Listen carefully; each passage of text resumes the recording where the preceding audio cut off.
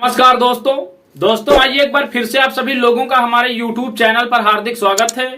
साथियों, सीधी बात नो बकवास सीधे वीडियो में हम आपको लेकर चलेंगे मुद्दों की ओर। साथियों, आपने हमारे वीडियो का थंबनेल देखा।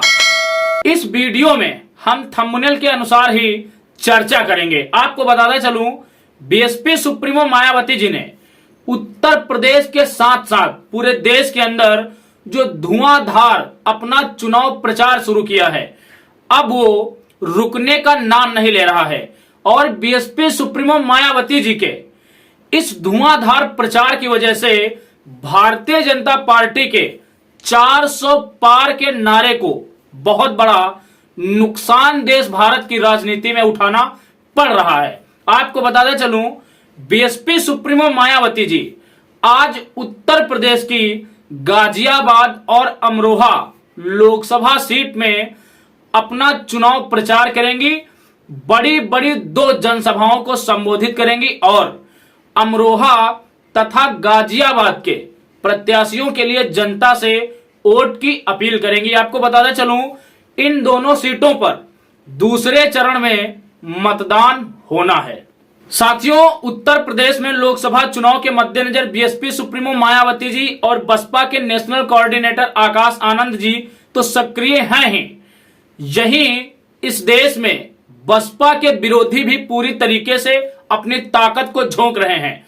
आज उत्तर प्रदेश के मुख्यमंत्री योगी आदित्यनाथ छत्तीसगढ़ के अंदर 3 चुनावी जनसभाओं को संबोधित करेंगे और अखिलेश यादव झारखंड के उलगुलान में एक न्याय यात्रा में सम्मिलित होंगे। आपको बताता चलूं, जो हमारे वीडियो का थंबनेल है उस पर मैं चर्चा करूंगा।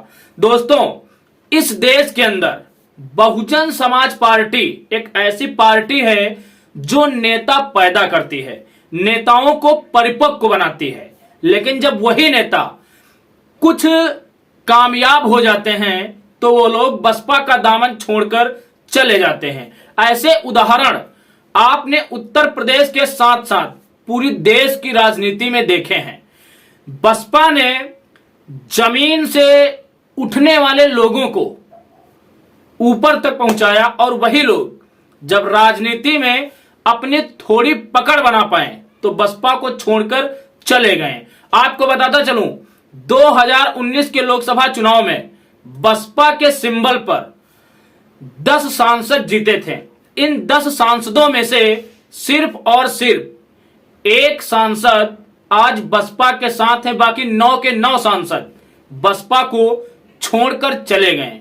साथियों, आपको बताता चलूं, बसपा को छोड़कर जो 9 सांसद गए, कुछ ने तो अपनी सियासी जमीन तलाश ली, लेकिन कुछ लोग धोबी का कुत्ता बनकर रह गए।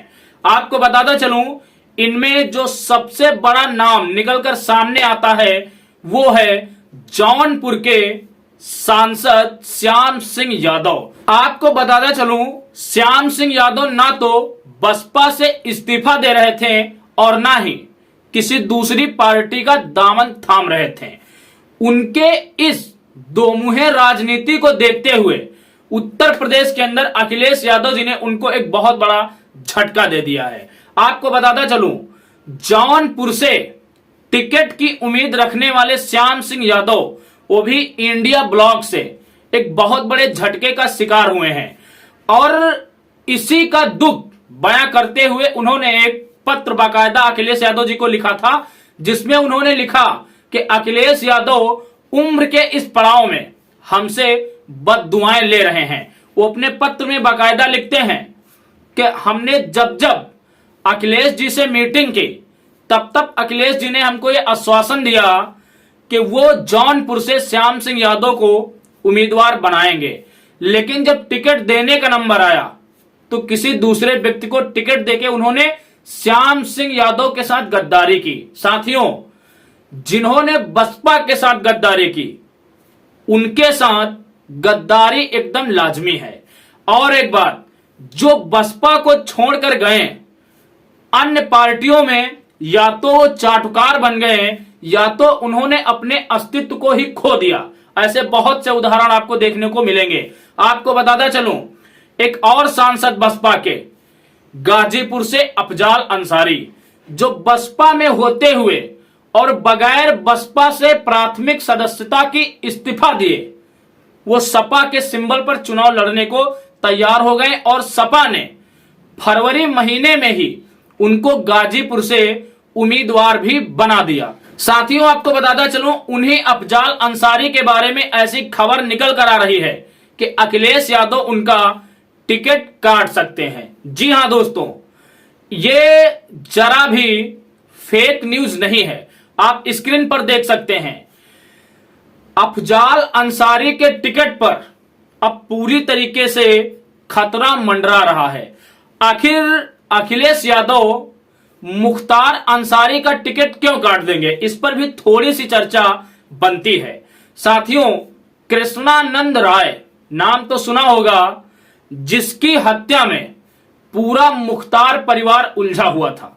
आपको बताता चलूं, इन्हीं की हत्या के सिलसिले में अफजाल अंसारी को 29 अप्रैल 2023 को सुप्रीम कोर्ट ने 4 साल की सजा सुनाई थी और इनकी संसदीय सदस्यता को भी रद्द कर दिया था।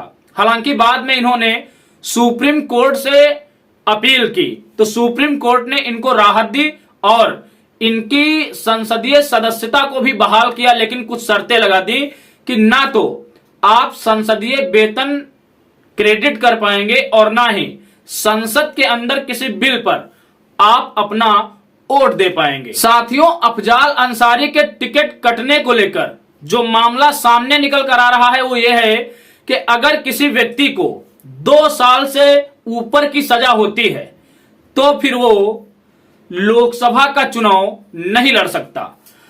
अब सजा इनको 4 साल की हुई है और अभी 2 साल भी पूरे नहीं हुए हैं, तो ऐसे में अखिलेश के सामने भी पूरी तरीके से यह मजबूरी है कि इनके टिकट को काटकर किसी दूसरे व्यक्ति को गाजीपुर से चुनाव लड़ाएं। तो दोस्तों, ये एक अच्छा सबक है उन लोगों के लिए जो बहुजन समाज पार्टी को मझधार में छोड़कर चले जाते हैं। खैर, यहां पर अफजाल अंसारी को लेकर अखिलेश के सामने मजबूरी है, लेकिन श्याम सिंह यादव के साथ जो हुआ वो बहुत अच्छा हुआ। दोस्तों, जिस पार्टी ने आप पर विश्वास कर आपको जिताया, आपको इस लायक बनाया कि आप जनता का विश्वास जीत सकें, आपको जब भरोसा जताकर जनता ने सदन के अंदर भेजा तो आप जनता के विकास कार्यों को भूलकर, पार्टी की नीतियों और सिद्धांतों को भूलकर फिर से अपने स्वार्थ के लिए इधर उधर भटकने लगे।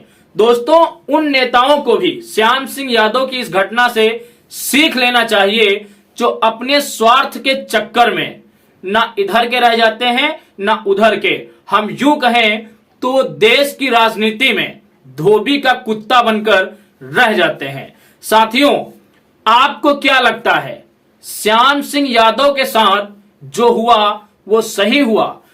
अफजाल अंसारी का टिकट काटकर अखिलेश यादव पश्चिमी यूपी में कितनी बड़ी गलती करने जा रहे हैं?